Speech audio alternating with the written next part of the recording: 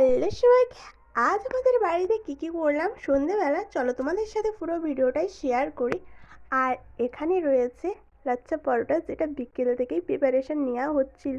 তো রেসিপি জানতে চাইলে অবশ্যই কমেন্ট করো, রেসিপি দিয়ে দেবো। আর রুটিগুলো এত সফট ছিল না, দারুণ লেগেছিলো খেতে।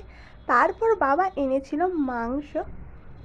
তো মাংসের জন্য এখানে প্রিপারেশন নেওয়া হচ্ছে। আলু কেটে নিচ্ছিলাম, পেঁয়াজ পরিমাণ মতন, রসুন আদা এগুলো একবার সিলে বাটা হবে। তো তারপর এখানে দেখলাম বোম দিদিদের খাওয়া হয়ে গেছে, আর আমার বাবার আর মায়ের ছিল। তো ওখান থেকে একটা খেতে খেতে চলে গিয়েছিলাম। আর তখন এত সুন্দর গন্ধ বেরোচ্ছিলো মাংস থেকে, কিছু বলার ছিল না, আর দারুণ লাগছিল। তো ওখান থেকেই তারপর কষা মাংসও নিয়ে নিচ্ছিলাম। আর এখানে তারপর জল ঢেলে ফুটছিল মাংসটা।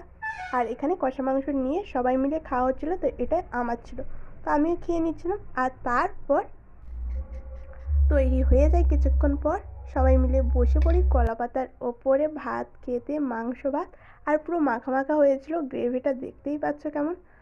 আর এখানে 2 পিস আলু, সঙ্গে এখানে অনেকগুলো মাংসের পিস ছিল।